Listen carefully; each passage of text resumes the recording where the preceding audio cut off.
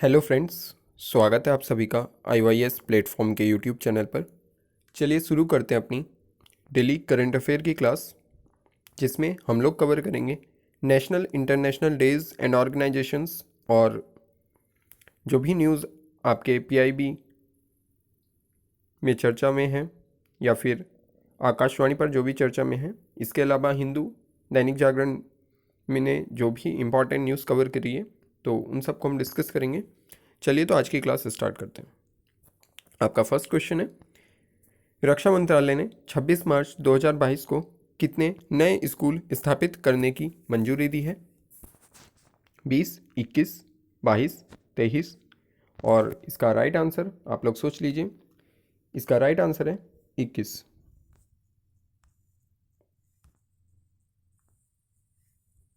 Okay, रक्षा मंत्रालय ने 21 नए सैनिक स्कूलों की स्थापना को मंजूरी दे दी है। ये स्कूल पार्टनरशिप मोड में देश भर में 100 नए सैनिक स्कूल स्थापित करने की सरकार की पहल के शुरुआती चरण में स्थापित किए जाएंगे। यह निजी क्षेत्र को सरकार के साथ हाथ से काम करने का अवसर भी देते हैं। चलिए नेक्स्ट क्वेश्चन देखते हैं। प्रसिद्ध टेनिस स्टार ईगा स्विएटेक किस देश से संबंधित हैं? आपके ऑप्शन हैं पोलैंड, यूक्रेन, रूस या फिर चीन। तो इसका राइट आंसर हो जाएगा पोलैंड। आप देख सकते हो ईगा स्विएटेक टेनिस इतिहास में पोलैंड का पहला विश्व नंबर 1 खिलाड़ी बन गई हैं। तो 26 मार्च को मियामी ओपन जीत लिया था इन्होंने। इसके बाद स्विएटेक WTA टूर की नंबर 1 रैंकिंग हासिल करने वाली खिलाड़ी बन गई हैं और ईगा स्विएटेक WTA शिखर सम्मेलन में पहुंचने वाली 28वीं महिला हैं। वह कैरोलिन के बाद नंबर 1 पदार्पण करने वाली सबसे कम उम्र की खिलाड़ी हैं, जो 2010 में 216 दिन छोटी थी। ओके, चलिए नेक्स्ट न्यूज़ देखते हैं। मार्च 2022 में किस शहर में आयोजित एक कार्यक्रम में मेट्रो ट्रेन के लिए बने भारत के पहले हल्के एल्यूमिनियम बॉडी डिब्बों को हरी झंडी दिखाई गई है? आपके ऑप्शंस हैं न्यू दिल्ली, मुंबई, पुणे या फिर कोलकाता और इसका राइट आंसर हो जाएगा कोलकाता। ओके, टीटागढ़ वैगन द्वारा निर्मित भारत की पहली एल्यूमिनियम बॉडी मेट्रो ट्रेन आप ये देख सकते हो। 26 मार्च को कोलकाता में आयोजित एक कार्यक्रम में मेट्रो ट्रेन के लिए बने भारत के पहले हल्के एल्यूमिनियम बॉडी डिब्बों को हरी झंडी दिखाकर रवाना किया गया है। महा मेट्रो ने पुणे में PCMC से फुगेबाड़ी और बनास से गरबारे कॉलेज तक 2 रूटों पर मेट्रो ट्रेन सेवा शुरू की है। पहले 2 ट्रेनें TFA इटली से आ चुकी हैं और शेष ट्रेनों का निर्माण भारत में TWL फैक्ट्री कोलकाता में किया जा रहा है। ओके, चलिए नेक्स्ट न्यूज़ देखते हैं। 2022 में गुजरात के किस शहर को स्टील के कचरे से बनी पहली स्टील रोड मिली है? आपके ऑप्शंस हैं जामनगर, सूरत, भावनगर या फिर अहमदाबाद। तो इसका राइट आंसर हो जाएगा सूरत। ओके, गुजरात में भारत की पहली स्टील रोड का उद्घाटन किया गया। आप देख सकते हो गुजरात के सूरत शहर में किया गया है। यह परियोजना वैज्ञानिक और औद्योगिक अनुसंधान परिषद और केंद्रीय सड़क अनुसंधान संस्थान द्वारा प्रायोजित है।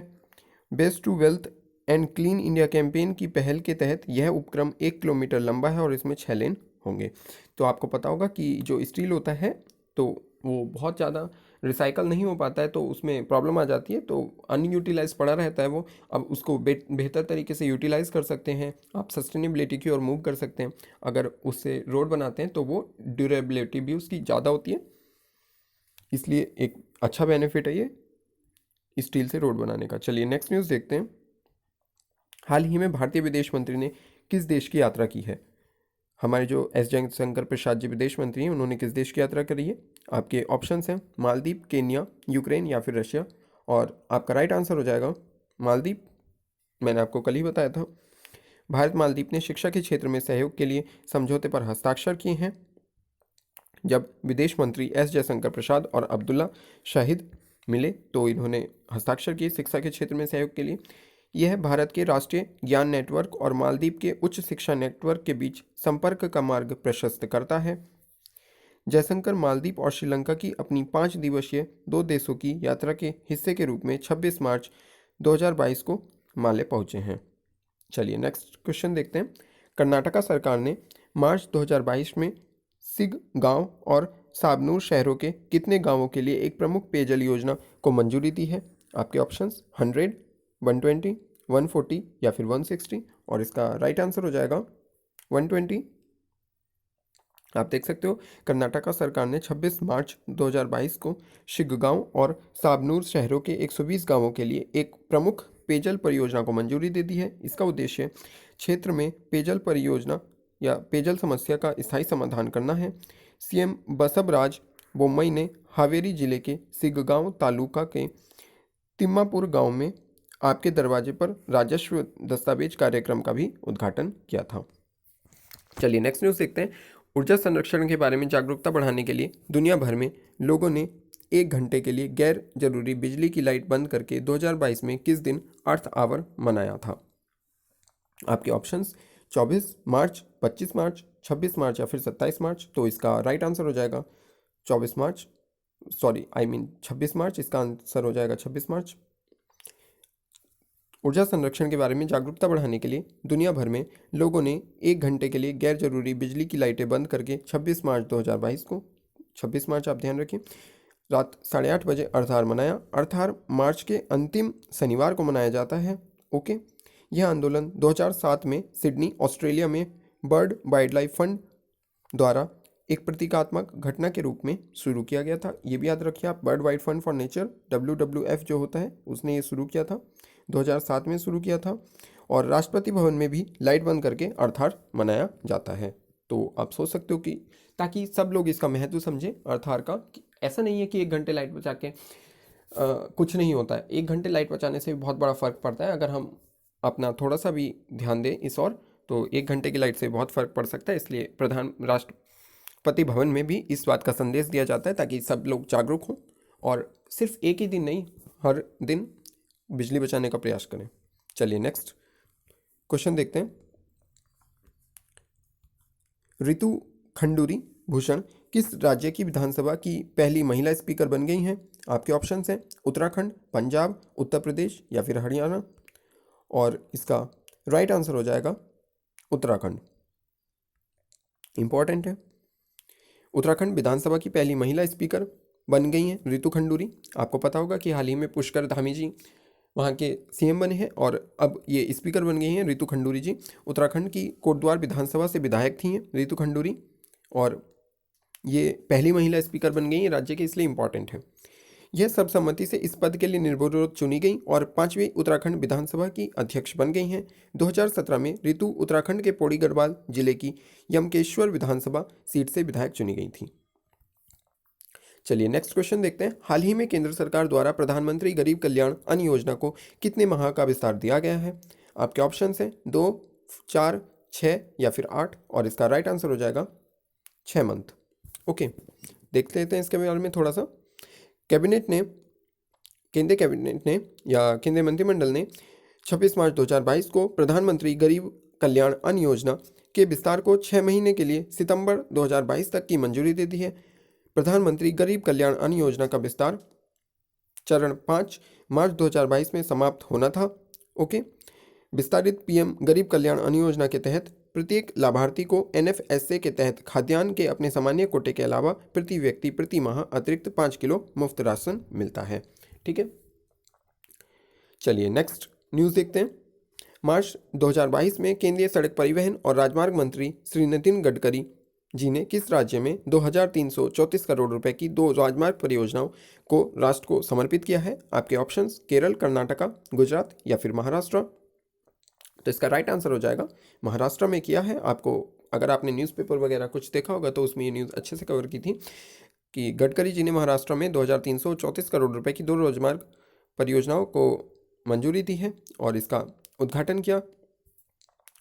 इस समर्पित राजमार्ग परियोजना के 2 खंडों की कुल लंबाई 96.78 किलोमीटर है और सांगली जिला, जिसे महाराष्ट्र के हल्दी शहर के रूप में जाना जाता है, ओके, मसाले के उत्पादन और व्यापार के लिए ये जाना जाता है सांगली जिला। ओके, चलिए नेक्स्ट न्यूज़ देखते हैं। मार्च 2022 में किस राज्य में आयोजित 56वीं राष्ट्रीय क्रॉस कंट्री चैंपियनशिप पुरुष और महिला में भारतीय रेलवे की महिला टीम विजेता बनी है? आपके ऑप्शंस नागालैंड, मेघालय, मणिपुर या फिर असम। तो ये कहाँ पर आयोजित की गई थी जिसमें भारतीय रेलवे महिला टीम विजेता बनी है? तो ये नागालैंड में आयोजित की गई थी। आप देख सकते हो कि 26 मार्च 2022 को नागालैंड राज्य के कोहिमा में आयोजित 56वीं राष्ट्रीय क्रॉस कंट्री चैंपियनशिप पुरुष और महिला में भारतीय रेलवे की महिला टीम विजेता बनी है। भारतीय रेलवे की महिला एथलीटों ने टीम स्पर्धा में स्वर्ण पदक जीता, जबकि पुरुष टीम ने रजत पदक जीता है।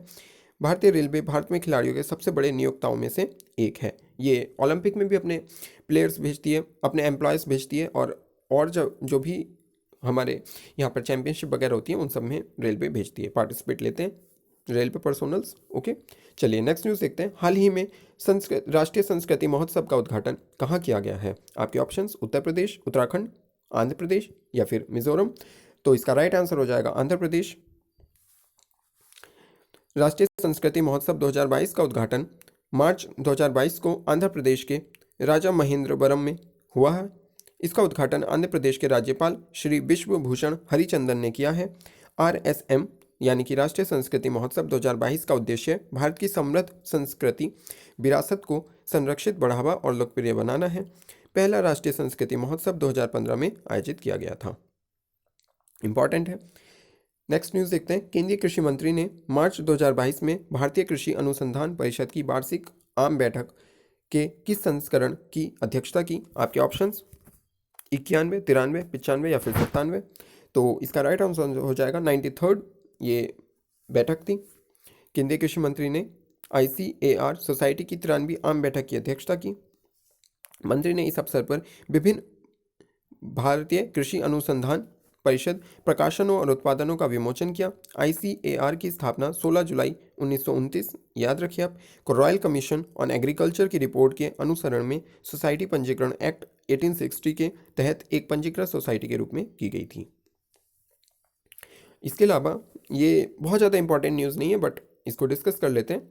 लॉक स्क्रीन पर NFT आधारित लाइव गेमिंग लाने के लिए ग्लांस ने गैम्बिट का अधिग्रहण कर लिया है। ओके, तो सिर्फ आप इतना याद रखिए कि ग्लांस ने गैम्बिट का अधिग्रहण कर लिया है। ओके, चलिए अब जल्दी से कुछ क्विक पॉइंट्स देख लेते हैं जो मैं आपके साथ डिस्कस कर चुका हूँ डेली न्यूज़ में, बट आपकी क्विक रिकवरी के लिए इनको एक बार देख लेते हैं। वन लाइनर के महत्व के कारण, क्योंकि बहुत सारे एग्जाम्स में सीधे क्वेश्चंस पूछे जाते हैं, चाहे वो SSC का एग्ज़ाम हो, इवन बिहार PCS में भी, UP PCS में भी वन लाइनर क्वेश्चंस भी काफ़ी देखने को मिल जाते हैं। तो इसलिए वन लाइनर क्वेश्चंस को देख लेते हैं, और ये थोड़ा भूल भी जाते हैं, इसलिए इनको हम रिवाइज करते रहते हैं। चलिए तो वन लाइनर क्वेश्चंस देख लेते हैं। आज जन्मे बच्चे का अंतर्राष्ट्रीय दिवस कब मनाया गया है? तो ये 25 मार्च को मनाया गया। किस देश की महिला विदेश मंत्री मैडलिन अल्ब्राइट का निधन हुआ है? तो ये अमेरिका की थी विदेश मंत्री जिनका निधन हो गया। डन एंड ब्रैड स्ट्रीट के अंतर्राष्ट्रीय सलाहकार बोर्ड में किसे शामिल किया गया है? तो ये रजनीश कुमार को किया गया है। रक्षा मंत्रालय में सलाहकार के रूप में किसे नियुक्त किया गया? विनोद जी खंडारे को नियुक्त किया गया है। Indian girl free athletics championship में पुरुषों की 3000 मीटर की स्टीपल चेंज में किसने राष्ट्रीय रिकॉर्ड बनाया है? तो अविनाश साबले ने बनाया है। रामनाथ कोविंद ने किस नौसेना पोत को प्रतिष्ठित राष्ट्रीय ध्वज प्रदान किया? तो INS बलसूरा को प्रदान किया है। भ्रष्टाचार विरोधी हेल्पलाइन किस राज्य ने शुरू की है? तो ये पंजाब ने की है। आपको पता होगा कि पंजाब के भगवंत मान 18वें CM बन गए हैं, तो उन्होंने कहा कि वो एक हेल्पलाइन नंबर शुरू करेंगे, और उन्होंने हेल्पलाइन नंबर शुरू किए भ्रष्टाचार निवारण के लिए। भारतीय विमानपत्तन प्राधिकरण ने किसके साथ स्वदेशी हवाई यातायात प्रबंधन प्रणाली विकसित करने के लिए समझौता किया है? तो ये भारत इलेक्ट्रॉनिक्स लिमिटेड के साथ किया है। इसके अलावा किस कंपनी ने नियो बैंक एबल फाइनेंस का अधिग्रहण कर लिया है? तो ये ओला ने किया है। RBI गवर्नर शक्तिकांत दास ने किस शहर में रिजर्व बैंक इनोवेशन हब का उद्घाटन किया है? तो ये बेंगलुरु में किया है। अंकटाड ने साल 2022 में देश की GDP कितने प्रतिशत रहने का अनुमान लगाया है? तो ये 4.6% रहने का अनुमान लगाया है अंकटाड ने। किस देश ने अंतर महाद्वीपीय बैलिस्टिक मिसाइल हॉन्सोंग 17 का परीक्षण किया है? तो ये उत्तर कोरिया ने। आप ऐसे नाम याद रखिए, या फिर ये चाइना के हो सकते हैं या उत्तर कोरिया के। ओके, वर्ष 2021 में भारत में ट्यूबरक्लोसिस के मामलों में कितने प्रतिशत की वृद्धि दर्ज की गई है? तो ये 19%। ट्यूबरक्लोसिस आज के टाइम पर भी समस्या बना हुआ है देश के लिए, और भारत सरकार ने ट्यूबरक्लोसिस को समाप्त करने के लिए 2030 लक्ष्य रखा था। तो भारत प्रयासरत है, भारत सरकार, केंद्र सरकार प्रयासरत है कि TB को टीबी से मुक्त भारत को किया जाए। तो टीबी मुक्त बनाने के लिए भारत सरकार ने लक्ष्य रखा है 2030, लेकिन चूंकि उसमें प्रतिशत बढ़ोतरी दर्ज की जा रही है, इसलिए चिंता का विषय है और सभी को जागरूक करने का विषय भी है। नेक्स्ट, किस शहर में भारत भाग्य विधाता उत्सव का आयोजन किया गया है? तो ये न्यू दिल्ली में किया गया है। रिजर्व बैंक इनोवेशन हब के पहले अध्यक्ष कौन बने हैं? तो ये कृष्ण गोपाल कृष्णन बने हैं। दूसरा, जल प्रबंधन के लिए सुजलाम 2.0 अभियान किसने शुरू किया था? तो ये जल शक्ति मंत्री गजेंद्र सिंह शेखावत ने किया था। किस रॉयल सोसाइटी ऑफ एडनबर्ग के फेलो के रूप में नामित किया गया है किसे? तो ये किरण मजूमदार को किया गया है। किस राज्य की पुलिस ने भारतीय सेना के लिए सुरक्षा कवच 2 अभ्यास आयोजित किया? तो महाराष्ट्र पुलिस ने भारतीय सेना के साथ किया है। लॉन्च पुस्तक the little boy of Joy के लेखक कौन है? तो ये दलाई लामा है। PFRDA ने किसके साथ मिलकर फिनमैप को NPS बीमा बेचने का लाइसेंस दिया है? तो ये इडाई, ऑब्वियसली इडाई ही होगा। किस संस्थान में रिटेल तक कंसोर्टियम की स्थापना की गई है? तो ये अहमदाबाद IIM जो है अहमदाबाद का, वहाँ पर की गई है। DRDO ने किस राज्य में सतह से सतह पर मार करने वाली ब्रह्मोस सुपरसोनिक क्रूज मिसाइल का परीक्षण किया है? तो ये अंडमान निकोबार में किया है। ये आप याद रखिए, सरफेस टू सरफेस की बात होती है, तो ये अंडमान में किया है। किस IIT ने एक्वामैप जल प्रबंधन के लिए नीति केंद्र की स्थापना की है? तो IIT मद्रास ने की है एक्वामैप। राष्ट्रीय अपराध रिकॉर्ड ब्यूरो के नए निदेशक कौन बने हैं? विवेक गोगिया। ये भी आप याद रखिए, इंपॉर्टेंट है। चलिए नेक्स्ट देखते हैं। हुंडई मोटर ने किसे अपना ब्रांड एम्बेसडर बनाया गया है? तो ये अदिति अशोक को बनाया है। TCS ने औद्योगिक आर्टिफिशियल इंटेलिजेंस में MTech लॉन्च करने के लिए किस IIT संस्थान के साथ समझौता किया है? तो IIT मद्रास के साथ किया है। मारुति सुजुकी कंपनी के MD और CEO कौन बने हैं? तो हिसाची टेकुची बने हैं। किसने खाड़ी देश के निवेश शिखर सम्मेलन को संबोधित किया? तो मनोज सिन्हा ने किया है। आपको पता होगा गल्फ समिट हुआ था जम्मू कश्मीर में, तो जम्मू कश्मीर के जो राज्यपाल हैं उन्होंने, मनोज सिन्हा ने इसको संबोधित किया। RBI ने किसको ऑपरेटिव बैंक लिमिटेड का लाइसेंस रद्द कर दिया है? तो पीपुल्स कोऑपरेटिव बैंक लिमिटेड का रद्द कर दिया है। CSB बैंक के MD और CEO कौन बने हैं? प्रलय मंडल बने हैं। भारत के 35वें मुख्य न्यायाधीश जिनका हाल ही में निधन हुआ है, रमेश चंद्र लाहौटी। किस देश में ग्लोबल होम प्राइस इंडेक्स में शीर्ष स्थान पर कौन सा देश रहा? तो ये टर्की रहा है। और इस्लामिक सहयोग संगठन की बैठक कहाँ पर आयोजित की गई है? तो ये पाकिस्तान में आयोजित की गई है। ओके। किस देश ने सिनेमाघरों में रिलीज होने वाली फिल्मों की सेंसरशिप को समाप्त कर दिया है? तो ये संयुक्त अरब अमीरात ने किया है। यूपी के नए मुख्यमंत्री कौन बने? आदित्यनाथ जी बने हैं। और किस देश ने मलेशिया बरसामा शील्ड 2022 सैन्य अभ्यास में हिस्सा लिया? तो ये 4 देशों ने लिया है, ऑस्ट्रेलिया, न्यूजीलैंड, सिंगापुर और यूनाइटेड किंगडम। ये आप याद रखिए, इंपॉर्टेंट है, वेरी वेरी इंपॉर्टेंट। किसे सेंट्रल बैंक इन अवार्ड 2022 में गवर्नर ऑफ द ईयर का पुरस्कार दिया गया है? तो मारियो मार्सेल को दिया गया है। किस जीव को बचाने के लिए विश्व बैंक द्वारा पहला वन्यजीव बॉन्ड जारी किया गया है? गैंडा। ये वेरी वेरी इंपॉर्टेंट है, इसको आप याद रखिए। असम राइफल्स ने अपना स्थापना दिवस कब मनाया? तो ये 24 मार्च को मनाया है। और चेन्नई सुपर किंग्स टीम का नया कप्तान किसे नियुक्त किया गया? तो रविंद्र जडेजा को किया गया है। किस देश के खिलाड़ी स्टीव स्मिथ टेस्ट क्रिकेट में 8000 रन बनाने वाले खिलाड़ी बन गए हैं? तो ये ऑस्ट्रेलिया के हैं। स्टीव स्मिथ आपको पता ही होगा। फीफा विश्व कप 2022 की स्पॉन्सरशिप किस कंपनी ने हासिल की है? तो बाइजू ने की है, भारतीय मूल की कंपनी है बाइजू।